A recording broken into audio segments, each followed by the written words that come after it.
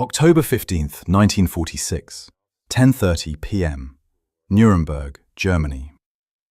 The United States Army had made a promise to the world. After 11 months of trials, the leaders of the Third Reich were going to face justice. The gallows were built, the rope was tested, the executioner was ready. In 2 hours, Hermann Goring, Hitler's second-in-command, the man who created the Gestapo, was scheduled to hang. He was the highest-ranking prisoner in Allied captivity. The world was waiting to see him swing. Inside cell number 5, Goring lay on his cot. An American guard watched him through the door portal. The orders were strict. Watch the prisoner every 30 seconds. Ensure his hands remain visible. Do not let him cheat the verdict. At 10:44 p.m., the guard looked in. Goring was still. At 10:45 p.m., the guard looked in again. Goring was convulsing. His face was turning blue. Foam was bubbling from his lips. The guard shouted for the corporal.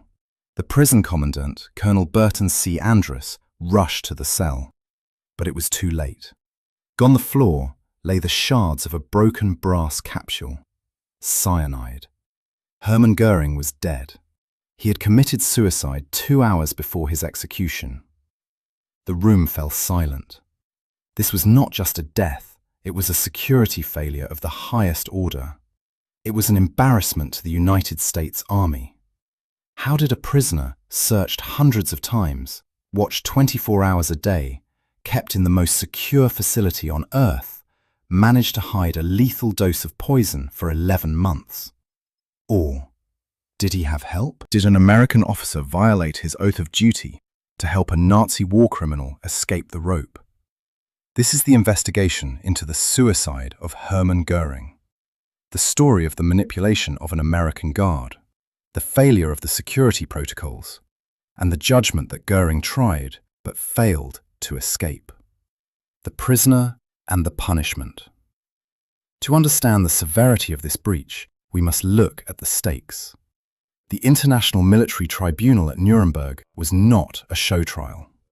It was the first time in history that leaders were held accountable for crimes against humanity. On October 1st, 1946, the verdict was delivered. Hermann Wilhelm Goring. The court finds you guilty on all counts. Sentence: death by hanging. Goring accepted the death sentence, but he refused to accept the method. To a German military officer, hanging was the death of a traitor or a spy. It was shameful. He demanded a firing squad. He wrote to the Allied Control Council, "I am a Reichsmarschall. I have commanded armies. I request to die a soldier's death." The Allies denied the request. Request denied. The court intended to strip him of all military honor. He would die like a common criminal. Goring was furious.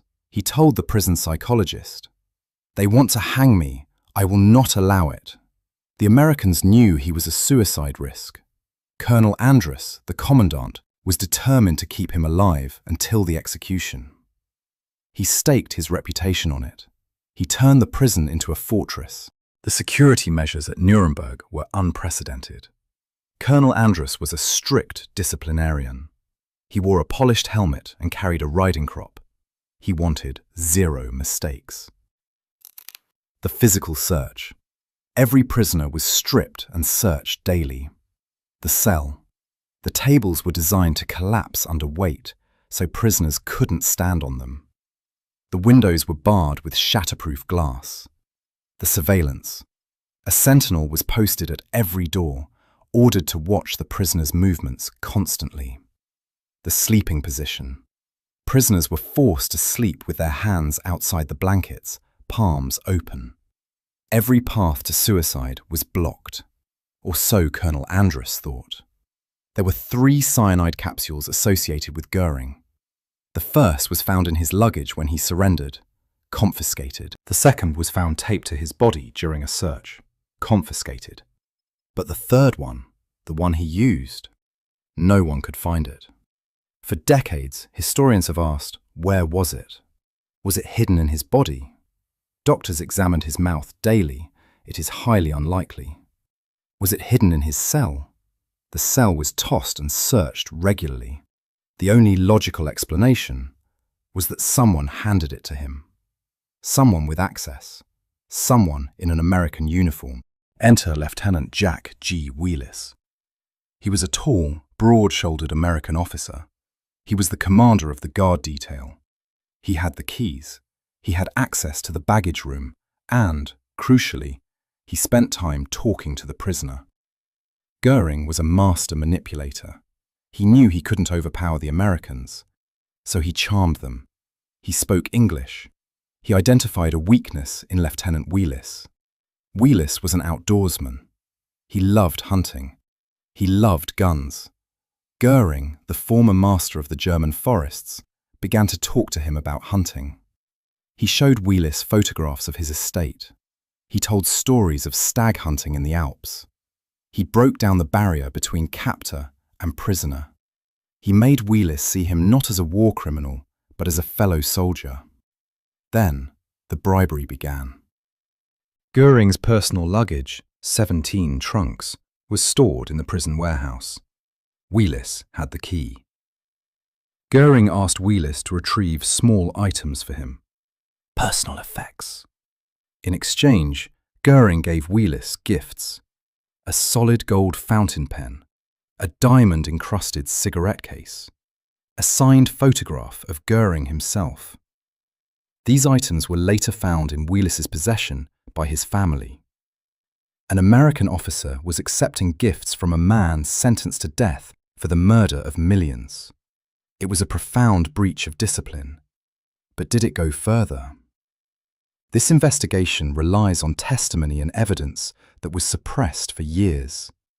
The US Army did not want to admit a security breach of this magnitude. If you value historical truth and military integrity, subscribe to this channel. We bring you the facts, not the fiction. Here is the theory supported by Wheelis's own family members years later. As the execution date approached, Goring knew time was running out. He allegedly made a request to Lieutenant Wheelis. He asked him to retrieve a specific jar of skin cream from his luggage. He claimed he needed it for a skin condition. He told Wheelis, "My medicine is in that jar." Did Wheelis know it was poison? Some say he was tricked. Others suggest Wheelis knew exactly what it was, that he felt a misguided sense of soldier's honor, that a man like Goring shouldn't hang. Whatever the motive, the theory is that Wheelis retrieved the jar. He handed it to Goring. Goring took the capsule out of the cream, and he hid it in the one place the guards never looked, under the rim of the toilet bowl in his cell. It sat there, waiting, while Colonel Andrus inspected the walls and the bed. The weapon of death was hiding in plain sight. October 15th. The carpenters are hammering in the gymnasium. The sound vibrated through the cell block. It was psychological torture for the prisoners. Goring ate his final meal, meatloaf and potato salad. He wrote 3 final letters, one to the Allied Control Council explaining his suicide, one to his wife, one to the German people. He placed the letters neatly on his table. He waited until the lights dimmed. The guard, Private Johnson, watched him. He saw Goring put his hands under the blanket.